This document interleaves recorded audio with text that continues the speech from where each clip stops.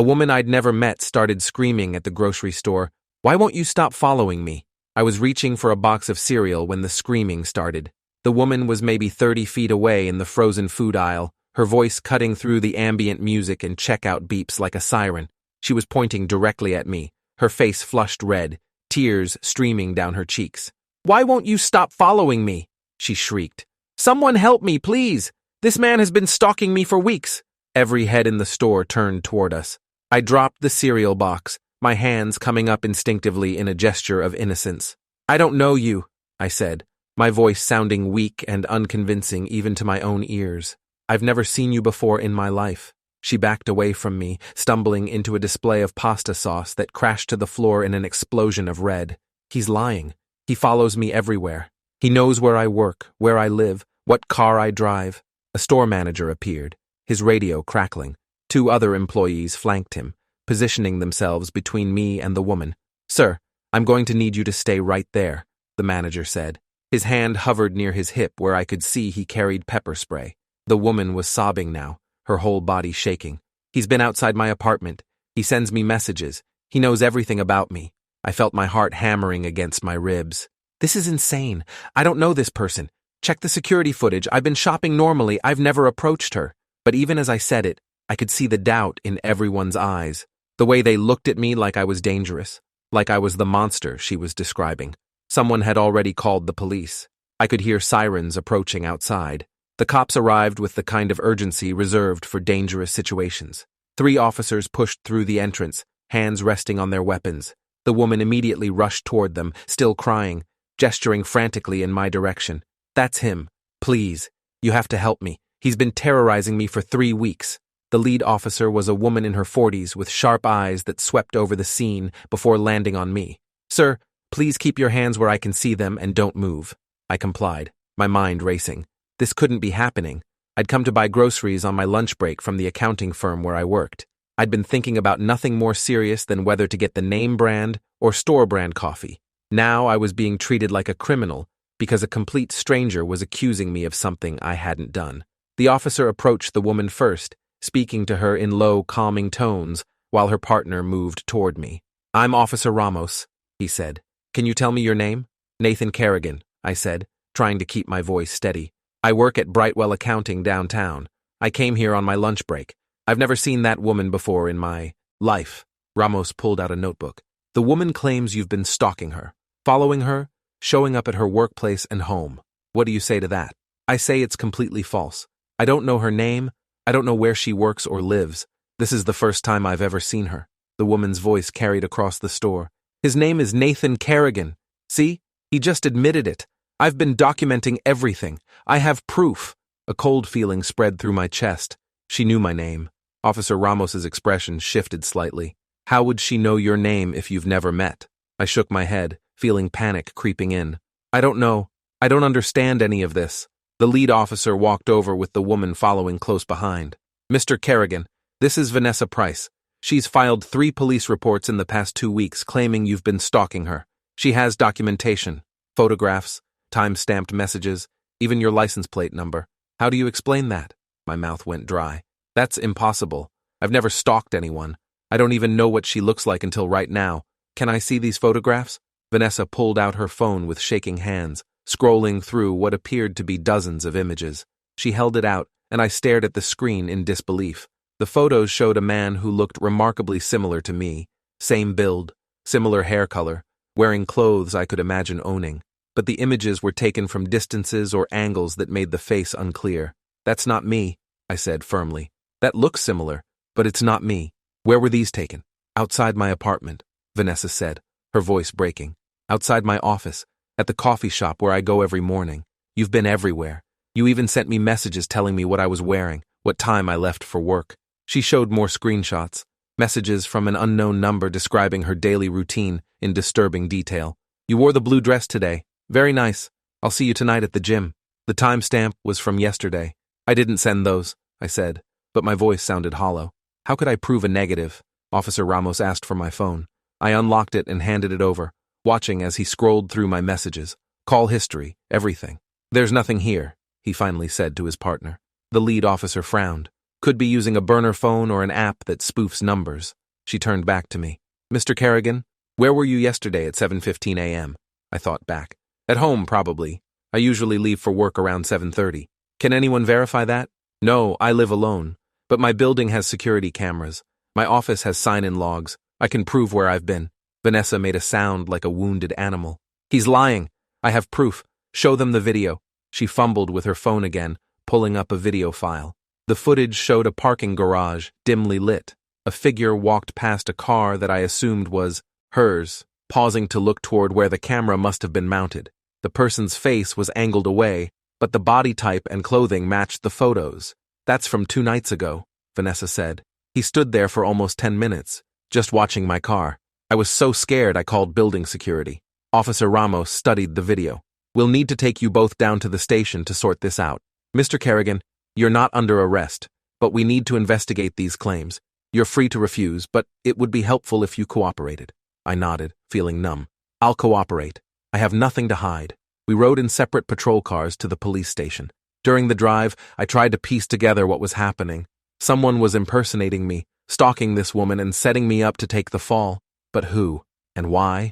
I couldn't think of anyone who hated me enough to orchestrate something this elaborate. My life was boring. Work, gym, occasional drinks with colleagues. I hadn't dated seriously in over a year. I had no enemies that I knew of. At the station, they separated us immediately. I was led to an interview room that smelled like stale coffee and industrial cleaner. Detective Laura Voss entered 20 minutes later, carrying a thick file folder. Mr. Kerrigan, I've reviewed Ms. Price's police reports. The pattern she's describing is consistent with stalking behavior. But I've also checked your background. No criminal record, no history of domestic violence, no restraining orders. Help me understand what's going on here. I leaned forward, desperate to make her understand. I'm being framed. Someone who looks like me is stalking this woman, and somehow they've connected it back to me. I don't know how or why, but I'm telling you the truth. I've never seen her before today. Voss opened the folder, spreading several photographs across the table. Each one showed the man who resembled me in different locations. Outside an apartment building, in a parking garage, at a coffee shop, standing across the street from an office complex. Ms. Price works at Meridian Legal Services. According to her statement, she first noticed someone following her 3 weeks ago. The behavior escalated, showing up multiple times a day, sending messages describing her clothing and location. 5 days ago, she found a note on her car windshield that said, "I know where you sleep." I felt sick. That's terrifying. But it wasn't me. Can't you trace the phone number that sent those messages? We tried. It's a prepaid phone purchased with cash at a convenience store across town. No way to track the buyer. The messages were sent using a texting app that masks the real number. Voss pulled out another document. Ms. Price's roommate saw the stalker once. She described him as about 6 feet tall, brown hair, athletic build, mid-30s. That matches your description pretty exactly. I ran my hands through my hair, feeling trapped. How many people in this city match that description? Thousands? Detective, I work 50 hours a week at an accounting firm. I can provide my calendar, my timesheets, security footage from my building. Compare the times she says she saw this person to my actual whereabouts. I'm sure they won't match. Voss studied me for a long moment. That's actually a good point. Let me make some calls. She left the room, and I sat there feeling like the walls were closing in. An hour passed before she returned, this time with a laptop. I pulled footage from your office building, she said, turning the screen toward me. Your keycard logs show you swiped in every weekday at the times you claimed. The security cameras confirm it's you entering and leaving. Relief flooded through me. See, I couldn't have been stalking her during business hours. No, Voss agreed, but the stalking incidents occurred mostly in early mornings and evenings, before and after typical work hours. Your whereabouts during those times are less clear. She pulled up a split screen showing 2 images side by side. One was me from my driver's license photo. The other was a grainy still from one of Vanessa's surveillance videos. The resemblance was unsettling. I need to be honest with you, Mr. Kerrigan. This could go either way. The evidence is circumstantial, but there's a lot of it. If I were in your position, I'd hire a lawyer and start documenting everything. Where you go, who you're with, time-stamped photos.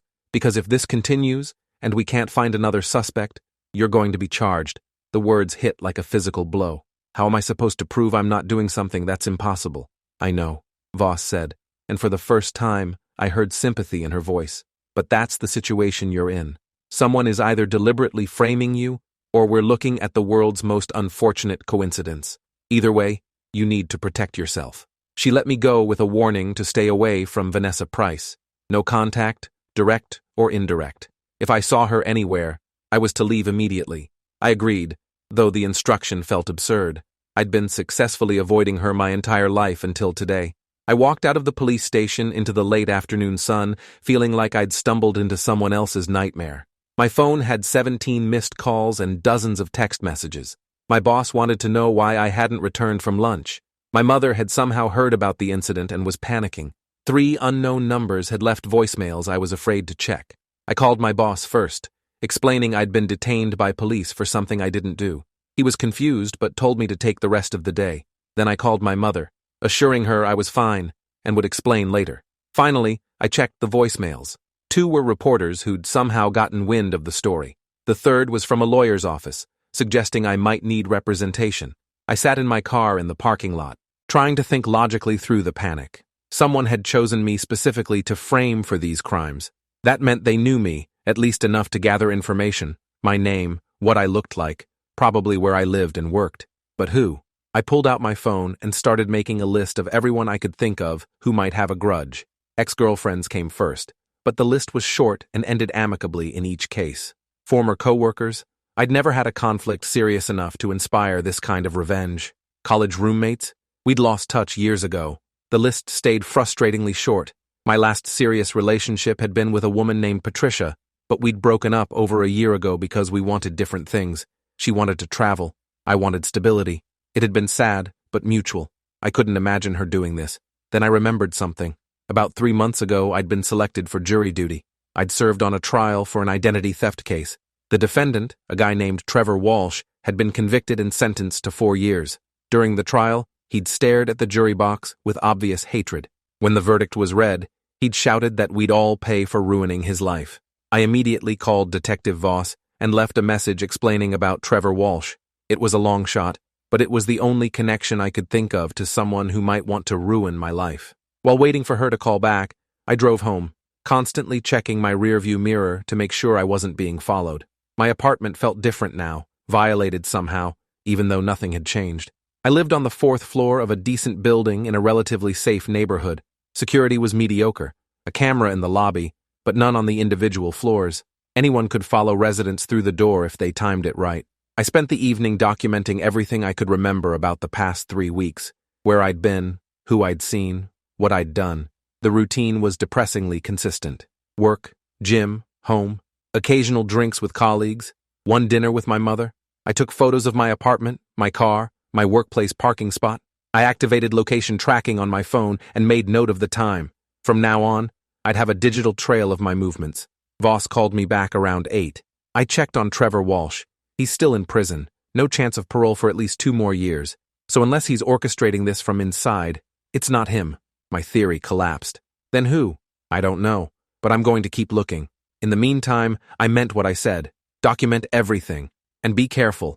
Whoever's doing this has gone to significant trouble. They're not going to stop just because you know about it. That night, I barely slept. Every sound in the hallway made me think someone was outside my door. Every car alarm in the parking lot made me check the window. Around 3 in the morning, my phone buzzed with a text from an unknown number. You can't hide from what's coming. I screenshotted immediately and forwarded it to Detective Voss. She responded within minutes.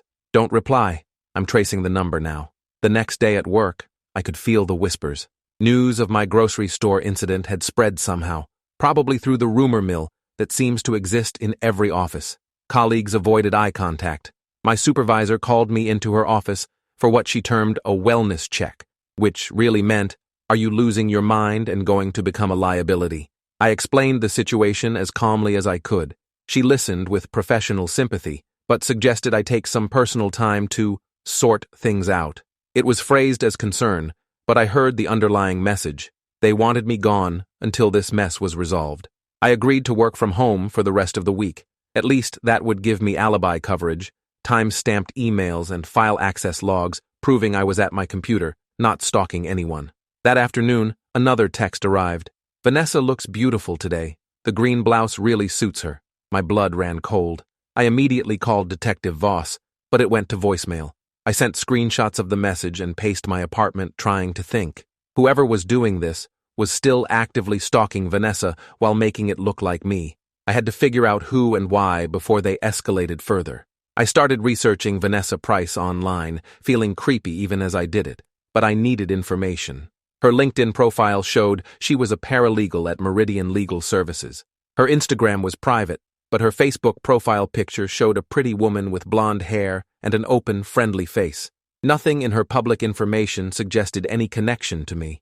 We had no mutual friends, no overlap in our social or professional circles. I looked up Meridian Legal Services. They handled mostly family law, divorces, custody battles, that kind of thing. I'd never hired them, never been sued by anyone they represented. Another dead end. Then I had a thought. What if the connection wasn't through me? What if someone was using me because I was convenient, not because I was the target? I called Detective Voss again. This time she answered. "I've been thinking," I said. "What if this isn't about me? What if someone is stalking Vanessa and using me as camouflage?" Voss was quiet for a moment. "That's an interesting theory. Why would they do that? Because if they frame someone else, the real stalker stays hidden. They get to terrify her while someone else takes the blame. Maybe they work together, or know her somehow. Someone close enough to know her schedule, but who she wouldn't suspect. That would require them finding someone who looks similar to them and gathering enough information to set up the frame. That's elaborate, but possible," I pressed, "especially if the real stalker has a connection to Vanessa that would make them an obvious suspect. Otherwise, a coworker, an ex, a family member, someone she'd immediately identify if they weren't being careful." Voss's tone shifted, becoming more engaged. "Okay, let's explore this. I'll look into Vanessa's recent cases at work, her personal relationships. You focus on your end. Figure out how someone could have gathered information about you. Check your social media privacy settings. See if anyone's been asking questions about you, anything unusual." After we hung up, I dove into my digital footprint. My Facebook was mostly locked down, but my LinkedIn was public. It showed my employment history, photo, general location. My Instagram had photos of my apartment building, my gym, the coffee shop I frequented. I'd been posting my life publicly without thinking about the consequences. Anyone could have built a profile of me without ever making direct contact. I changed all my privacy settings, made everything as restricted as possible. Then I checked my building's security log. Residents could request footage if they had a reason. I filled out the form, citing concerns about being impersonated, and requested the past month's worth of lobby camera recordings. The building manager called me the next day. "Mr. Kerrigan, I reviewed your request. I can get you the footage, but I wanted to mention something odd. About 3 weeks ago, someone else requested video from our cameras. They claimed to be a private investigator working on behalf of a resident. We provided it, standard procedure if they have a legitimate case number." My heart rate spiked. "Who requested it? Do you have a name?" "Let me check. Here it is." The request came from someone at Meridian Legal Services, the law firm where Vanessa worked. I thanked him and immediately called Detective Voss. "Someone at Vanessa's workplace requested security footage from my building 3 weeks ago, right when the stalking supposedly started." Voss swore under her breath. "That's our connection. Someone at that firm has access to both of you. Let me dig into their employee records. Don't contact anyone there. I'll handle it officially." But I couldn't just wait. I looked up Meridian Legal Services website and found their staff directory. 12 employees total, 4 attorneys, 6 paralegals including Vanessa, and 2 administrative staff. I copied down names and started searching for social media profiles, trying to find some connection to me. The 5th name on the list made me stop breathing. Kevin Price, one of the attorneys. His LinkedIn profile included a photo, and I recognized him immediately. We'd gone to the same college, though we hadn't been friends. More than that, we'd both been interested in the same woman senior year, Patricia, my ex-girlfriend Patricia. Kevin had asked her out first, but she'd turned him down. A few weeks later, she started dating me. We'd been together for 2 years after graduation before breaking up. Kevin had graduated and gone to law school. I'd lost track of him after college and hadn't thought about him in years. I stared at Kevin's photo, memories flooding back. He'd been intense in college, the kind of guy who didn't handle rejection well. When Patricia chose me, he'd made some bitter comments to mutual friends, but nothing I'd considered threatening. Eventually, he'd moved on, or so I thought. Now he was an attorney at the same firm where Vanessa worked, and according to the staff directory, Vanessa's last name was Price, the same as Kevin's. I searched for any family connection and found it quickly. Vanessa was Kevin's younger sister. The pieces were clicking into place.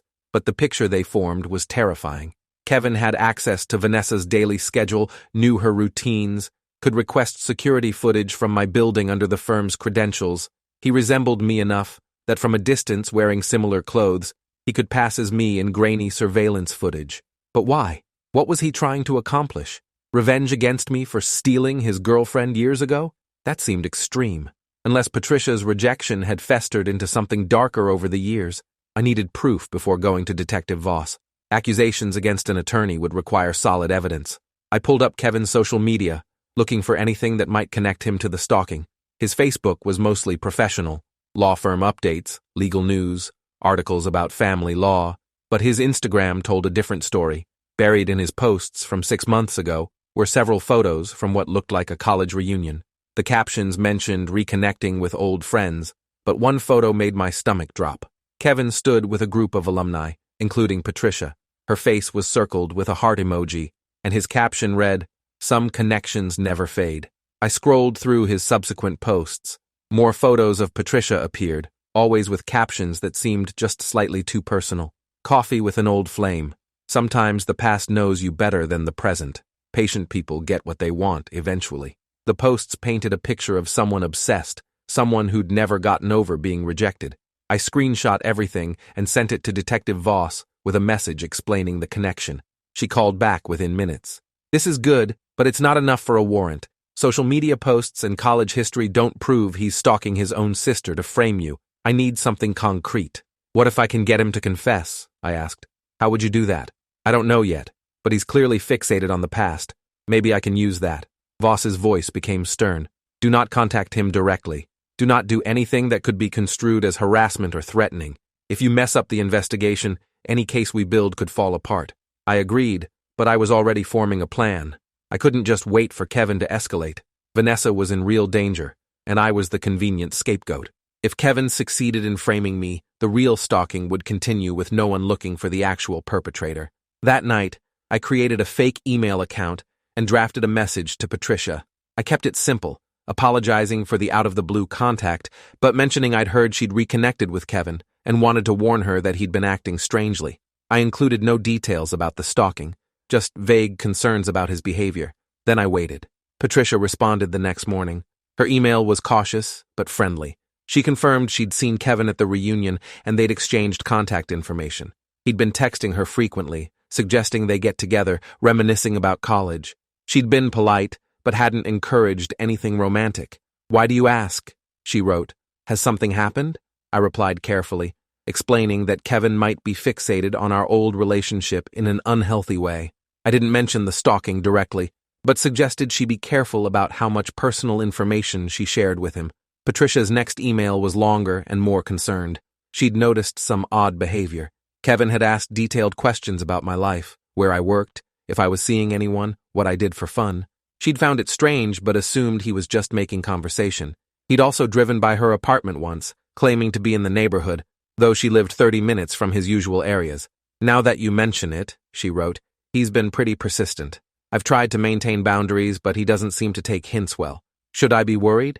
I told her to trust her instincts and maybe put some distance between them.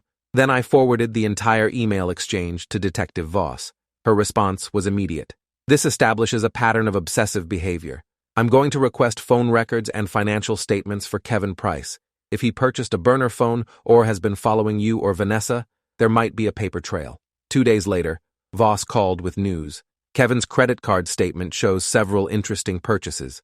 A prepaid phone from the same store chain where the stalker's phone was bought. A parking pass for the garage where Vanessa parks her car. And get this, he rented a car 3 times in the past month. Different model from his personal vehicle, matches the description of a car Vanessa reported seeing repeatedly near her apartment. "That's enough for a warrant, right?" I asked. "We're working on it. But here's where it gets complicated. Kevin is representing a client in a messy custody case. The client's ex-husband has accused Kevin of misconduct, trying to get him removed from the case. Kevin's claiming your accusations are part of a coordinated harassment campaign to discredit him professionally." My stomach sank. "That's insane. I didn't even know about any custody case." "I know, but it's smart on his part. He's creating a narrative where he's the victim. If this goes to trial, he'll argue you're the one stalking his sister to get revenge for some imagined slight. and his interest in your whereabouts is because he's trying to protect her. I felt the trap closing. Kevin had thought this through, built in safeguards and alternative explanations. Even if we proved he purchased the burner phone and rented cars, he could claim he was investigating me on his sister's behalf. Everything could be twisted to support his version of events. What do? I asked Voss. We catch him in the act. If he's really stalking Vanessa, he'll do it again. We set up surveillance on her apartment and workplace, catch him on camera doing something he can't explain away. And if he's taking a break because of the investigation, then we wait. Stalkers don't stop. They escalate. His obsession with you and Patricia suggests he's not thinking rationally. He'll make a mistake. But waiting meant Vanessa stayed in danger, and I stayed under suspicion. I couldn't accept that. That evening, I did something risky. I parked near Meridian Legal Services at closing time, positioning myself where I could see employees leaving but wouldn't be obvious. I wore a baseball cap and sunglasses, kept my phone recording video, and waited. Vanessa left at 5:30, walking quickly to her car with her keys already in hand. The posture of someone who felt threatened. She kept checking over her shoulder, and my heart ached for what she was going through. She had no idea her own brother was tormenting her. Kevin emerged 15 minutes later. He walked to a gray sedan I didn't recognize. One of the rentals, probably. Instead of leaving the parking lot, he waited. After 5 minutes, he pulled out and turned in the direction Vanessa had gone. I followed at a distance, my hands sweating on the steering wheel. If a cop spotted me, how would I explain following both the victim and the supposed perpetrator? But I had to see where this led. Kevin drove to Vanessa's neighborhood, parking 2 blocks from her apartment building. He sat in the car for 20 minutes, and I could see him looking at his phone. Then he got out and walked toward her building, staying on the opposite side of the street. I grabbed my phone and called Detective Voss while keeping the video recording running. I'm watching Kevin Price right now. He followed Vanessa home and he's circling her building. Voss's voice was sharp. What the hell are you doing? I told you not to get involved. I know, but he's here right now. If you send someone, I'm already moving. Stay in your car, do not approach him, and keep recording. If he spots you, leave immediately. I watched Kevin walk around the block once, then return to his car. He drove away slowly, and I saw him look up at the windows of Vanessa's building. The expression on his face was cold, calculating. Nothing like the friendly attorney from his professional photos. Voss arrived with backup 20 minutes later. By then, Kevin was gone, but I had 10 minutes of video showing him following his sister home and surveilling her apartment. Combined with the credit card records and rental car receipts, it was enough. They brought Kevin in for questioning the next morning. I wasn't present, but Voss called me afterward to explain what happened. He denied everything at first, claimed he was in the area visiting a client. But we showed him the footage you took, plus security camera evidence from Vanessa's building showing him there on 3 separate occasions in the past week. He couldn't explain why he needed to visit that specific neighborhood multiple times, especially since he has no clients living there. Did he confess? Not directly, but his lawyer advised him to cooperate. Kevin admitted to checking on Vanessa because he was worried about her stalker. He claimed he'd been trying to catch you in the act. I could hear the frustration in Voss's voice. But here's where we got him. We pulled his phone records. The burner phone he purchased?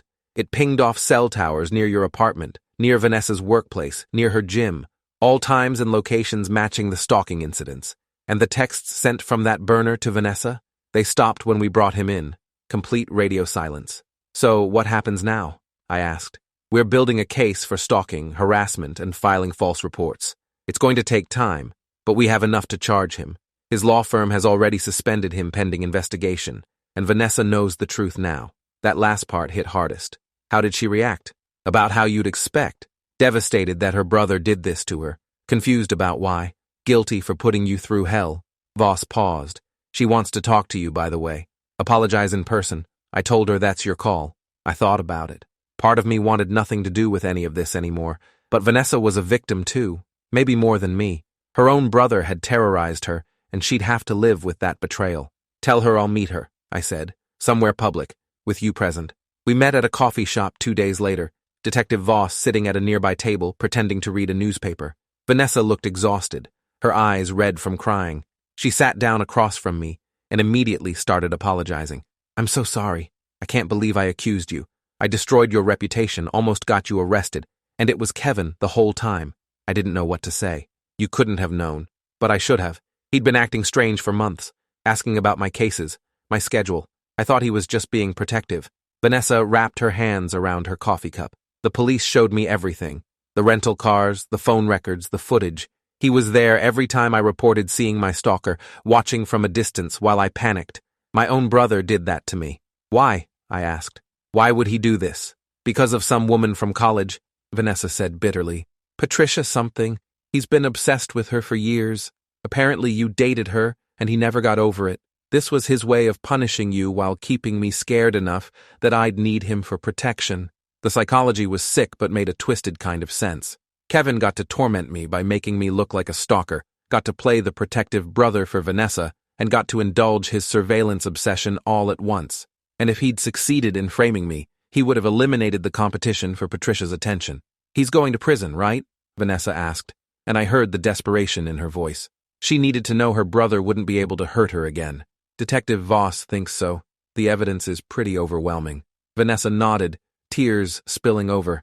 I keep thinking about all the times he comforted me when I was scared. All the times he told me I'd be safe. He created the danger just so he could be my hero. How do you recover from something like that? I didn't have an answer. We sat in painful silence for a while before Vanessa stood to leave. I'm going to talk to every reporter who will listen, she said. Tell them what really happened. Clear your name publicly. It's the least I can do. You don't have to. Yes, I do. You lost your job, your reputation, weeks of sleep, because my brother is a monster and I didn't see it. She wiped her eyes. I'm so sorry, Nathan. After she left, Detective Voss joined me at the table. That went better than I expected. I feel terrible for her, I admitted. She's going to need years of therapy, probably, but she's strong, and she's pressing charges, which not everyone would do against family. Voss pulled out a folder. There's something else you should know. When we searched Kevin's apartment, we found a storage box. Photos of you, Patricia, Vanessa, articles printed from your social media, notes about your daily routines going back months. This wasn't impulsive. He'd been planning it for a long time. The idea that someone had been cataloging my life without my knowledge made my skin crawl. Can I see it? Voss hesitated. It's evidence, but I can show you some of the contents at the station if you want. Fair warning, it's disturbing. I went that afternoon. The box's contents were spread across a table in an interview room, tagged and numbered. Photos of me leaving my apartment, going to the gym, eating lunch. Screenshots of my social media posts with dates and times noted. A calendar marking Vanessa's work schedule, and a handwritten journal. Voss flipped it open to a random page and let me read. Kevin's handwriting was precise, almost obsessive. The entry detailed how he'd tested following me without being noticed, how he'd figured out my routines, which times of day I was most predictable. There was no emotion in the writing, just cold calculation. Another page focused on Patricia. Kevin had written about their college years, about how she'd betrayed him by choosing me. He'd tracked her life through social media, noting when she and I broke up, fantasizing about rekindling their non-existent romance. The entry ended with a chilling line. Once Nathan is gone, she'll see I was always the better choice. He was going to kill you, Voss said quietly. If the stalking charge had stuck and sent you to prison, that might have been enough, but I don't think he planned to stop there. I felt cold all over. This had been more than revenge or harassment. Kevin's obsession had evolved into something dangerous. If we hadn't caught him when we did, I could have ended up dead, and everyone would have thought Vanessa's stalker had escalated. The DA is adding charges, Voss continued. Conspiracy to commit murder based on the journal entries. Between the stalking, harassment, and conspiracy charges, Kevin's looking at 20 years minimum. I should have felt relief, but mostly I felt empty. 20 years couldn't undo the damage. Kevin's trial took 8 months to reach court. During that time, I tried to rebuild my life. The accounting firm quietly let me go, but Vanessa's public statement helped me find work at a smaller company willing to overlook the scandal. Patricia reached out to apologize for unknowingly being part of Kevin's obsession. We met for coffee once, caught up on our lives, and agreed to stay in distant but friendly contact. The trial itself was anticlimactic. Kevin's defense attorney tried to argue mental illness, that his client had suffered a breakdown under work stress, but the journal entries showed too much premeditation. The jury deliberated for 4 hours before returning guilty verdicts on all charges. Kevin was sentenced to 25 years. As they led him from the courtroom, he turned and looked at me. His expression was blank, emotionless, like he was looking at a stranger. I realized I'd never really known him, even in college. The person I remembered had been a mask. Vanessa moved to a different city, changed jobs, started therapy twice a week. We exchanged emails occasionally, checking in on each other's recovery. She was dating again, cautiously, learning to trust that not everyone would betray her the way her brother had. Detective Voss told me Kevin tried to appeal his sentence, claiming the evidence had been obtained illegally when I followed him that day. The appeal was denied.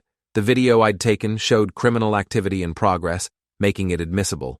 Sometimes I still wake up checking my phone for threatening messages. I installed a security system in my apartment that cost more than I could afford.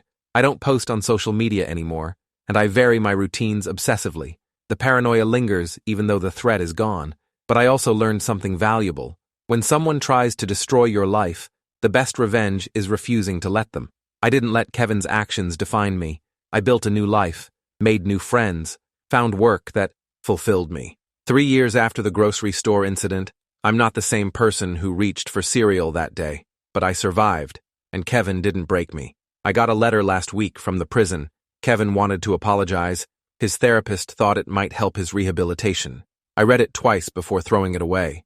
Some apologies come too late, and some actions can't be forgiven. He stole months of my life, traumatized his sister, and nearly destroyed everything I'd built. His regret doesn't change that. Vanessa called me last month to say she's getting married. She met someone through work who makes her feel safe. She wanted me to know because we're connected now, bonded by what we survived. I told her I was happy for her, and I meant it. The wedding invitation arrived yesterday, and I think I'll go. Not because I've forgotten what happened, but because sometimes moving forward means showing up for the people who showed up for you. Kevin's obsession tried to destroy both our lives, but we're still here, still building, still surviving. That's its own kind of justice. Thanks for watching till the end. Make sure to subscribe and like to not miss the next story.